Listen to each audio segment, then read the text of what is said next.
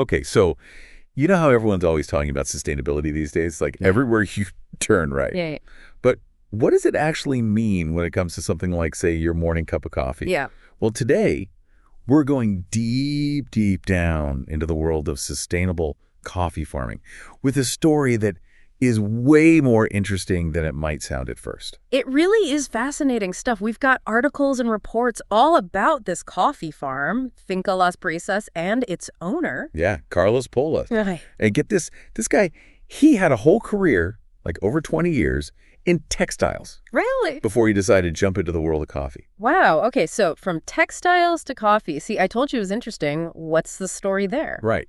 You would think those two have nothing to do with each other. Yeah. But turns out, Pola's background, it actually gave him a really unique advantage when it comes to coffee. Oh, how so? Well, he brought all this knowledge about quality control and efficiency, like really streamlining processes, Huh. and even data analysis from his textile days and applied it to his farm. So he's not just growing coffee, he's like systematizing it. That's really interesting. Exactly, and it's that system that makes his farm, Finca Las Brisas, so special. But we're just getting started. Wait till you hear what he's doing with, like, fungi and stuff. It's wild. Fungi and coffee. Okay, now I really can't wait to dig into this. I mean, so sustainable farming, it's kind of a buzzword these days, isn't it? Yeah, you hear it everywhere. But, like, what does it really look like in action? Thankfully, Finca Las Brisas, they're not just talking the talk. They've got these practices, and they're simple, but really effective. It's all about working with nature, not against it. Like, take how they plant their coffee trees, for instance. Oh, interesting. What do they do? So they use this technique. It's called double row planting. And, at first I was like, double rows? How's that supposed to be more sustainable? Yeah, I can see how that might not, like, immediately scream eco-friendly. Right.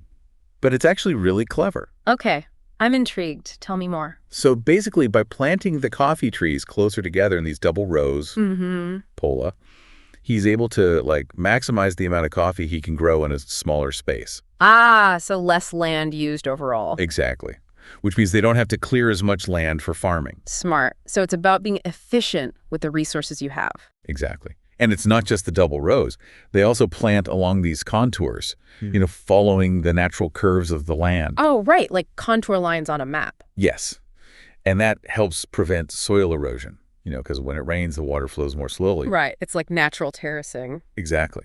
Less runoff, healthier soil. It's a win-win. It really is. Oh, and speaking of win-win, we got to talk about the Inga trees. Yeah. We teased those superhero trees earlier. Oh, yeah. The nitrogen fixers. Yeah. Okay, so how do those play into all of this? So these trees, they're like nitrogen factories. Okay. They pull nitrogen from the air, and then they, like, convert it into this form that the coffee plants can actually use. So it's like a natural fertilizer built right into the ecosystem. Exactly. And bonus, they create this nice shady canopy, which the coffee plants love. Yeah, coffee plants don't like direct sunlight, do they? Nope. Plus, that shade, it helps everything stay more moist, and it attracts all these beneficial insects and birds that help keep pests under control naturally. It's amazing how it all works together, Isn't it?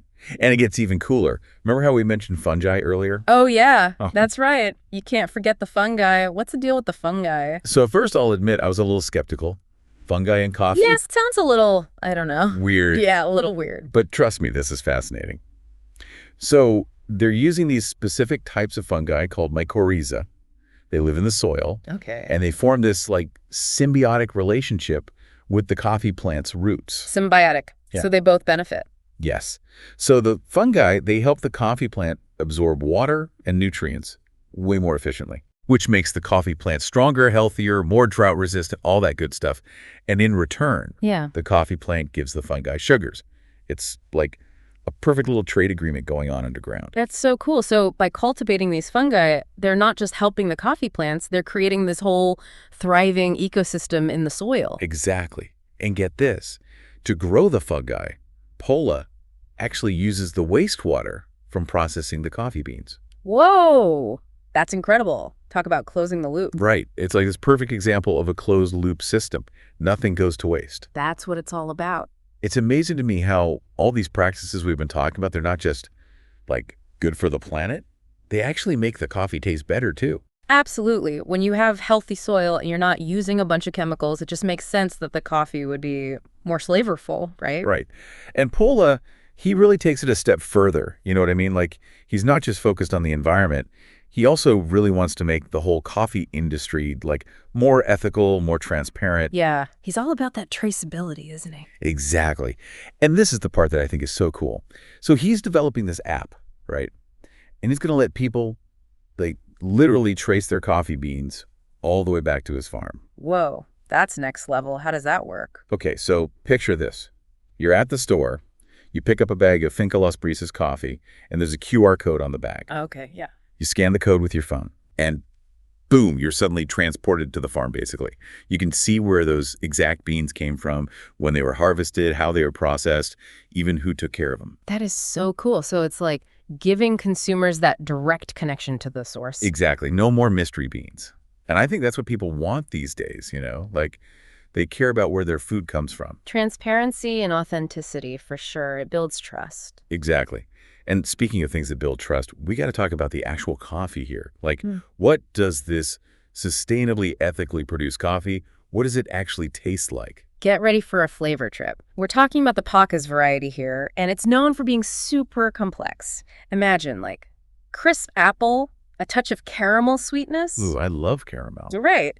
And then, like, a hint of chocolate and hazelnut in the finish. Okay, that sounds amazing. It really is something special. And those flavors, they're a direct result of Pola's dedication to quality at every single step, you know, from the tree all the way to your cup.